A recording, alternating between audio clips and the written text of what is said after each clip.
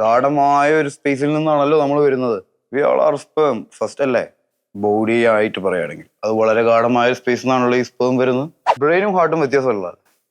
ഒന്ന് ഇവിടെയും ഒന്ന് ഇവിടെയും. ഓക്കെ, ഇവിടെയുള്ള ഹാർട്ടിനെ ബ്രെയിൻ എന്നും ഇവിടെയുള്ള ഹാർട്ടിനെ ഹാർട്ട് എന്നും പറയും. ദെൻ മൈൻഡ് എന്താണ്? എന്താ പറ, മൈൻഡ് എവിടെയാണ്? കൂടെ കണക്ട് ചെയ്യിക്കുന്ന ഒരു സാധനമല്ലേ ബോഡി ഇല്ലാത്തതും എന്നാൽ നമ്മളെല്ലാം പറയുന്നതുമായ സാധനമാണ് മൈൻഡ്, നമ്മുടെ സോൾ അല്ലേ. സോ ഓപ്പൺ ഹാർട്ടാണ്, ഓപ്പൺ സോൾ അല്ല.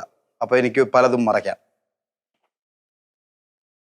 പല ഇന്റർവ്യൂസൊക്കെ കാണുമ്പോഴേ ചിലപ്പോൾ ഷൈൻ പറയുന്ന പല കാര്യങ്ങളും ഒരു ആദ്യത്തെ പ്രാവശ്യം കണ്ട എനിക്ക് മനസ്സിലാവാറില്ല.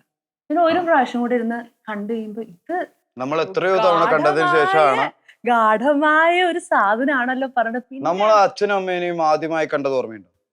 നമ്മുടെ ലൈഫിൽ എന്നാണ് ആദ്യമായി കണ്ടത് അച്ഛനും അമ്മയും? കണ്ടത് ഓർമ്മ വരുന്നത് വളരെ കാലങ്ങൾ കഴിഞ്ഞിട്ടല്ലേ ജനിച്ചതിന്. അതിനു മുന്നേ ഒരുപാട് തവണ കാണുന്നുണ്ടല്ലോ, മനസ്സിലാവുന്നില്ല. പിന്നെയാണോ എന്റെ ഈ പറഞ്ഞ പോയിന്റ്. ജീവിതത്തിൽ ചുറ്റും കാണുന്ന പലതും എല്ലാതും നമ്മൾ ഒരുപാട് പ്രാവശ്യം കണ്ടതിന് ശേഷമാണ് ഇത് തേങ്ങയാണ്, തേങ്ങാക്കുലയാണ്, തെങ്ങാണ്, ഭൂമിയാണ്, ആകാശമാണ്, അച്ഛനാണ്, അമ്മയാണ്, സഹോദരങ്ങളാണ് എന്നൊക്കെ മനസ്സിലാവുന്നു. പിന്നെ എന്തുകൊണ്ട് ആദ്യത്തെ പ്രാവശ്യം കേട്ടാൽ മനസ്സിലാവുന്നില്ല? പക്ഷെ പിന്നീട് അത് കേൾക്കുമ്പോ ഒരുപാട് ശരിക്കും ഒരുപാട് അർത്ഥങ്ങളൊന്നും അതിനില്ല, അതിനൊരൊറ്റ അർത്ഥമുള്ളൂ. ഒരുപാട് ഗാഢമായ അർത്ഥം ഉണ്ടെന്ന് മനസ്സിലാവും. ഗാഢമായ ഒരു സ്പേസിൽ നിന്നാണല്ലോ നമ്മൾ വരുന്നത്.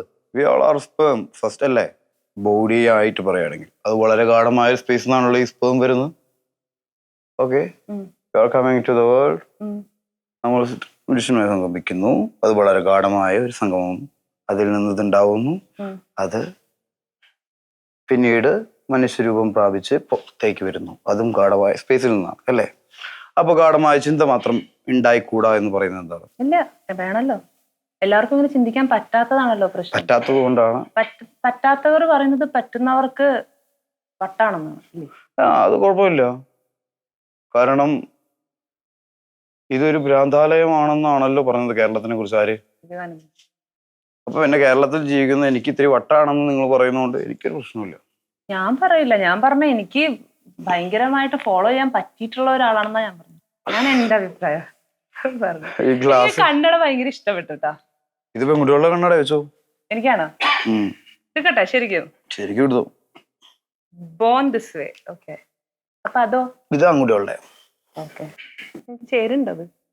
നിങ്ങക്ക് എന്താ ചേരാത്തത്? ആയിരിക്കണം സോഫ. ഈ ഡ്രസ് ടോപ്പിന്റെ കളർ മാത്രം ഇത്തിരി ചേരാത്തത്, അതാണ് കൂടുതൽ കാണാൻ. ഈ കുടുക്ക് ഫുൾ ഇട്ടതും ചേരുന്നില്ല. ആണായിരിക്കട്ടെ, എനിക്കും തോന്നിയായിരുന്നു. എന്തിനാ അങ്ങനെ ഫുൾ കുടുക്കിടുന്നു? ഒരുപാട് വായിക്കും. എനിക്കിത് വെച്ചിട്ടൊരു ഇരുട്ട്. ഞാൻ അതിനാണ് കൂളിംഗ് ഗ്ലാസ് വെക്കുന്നത്.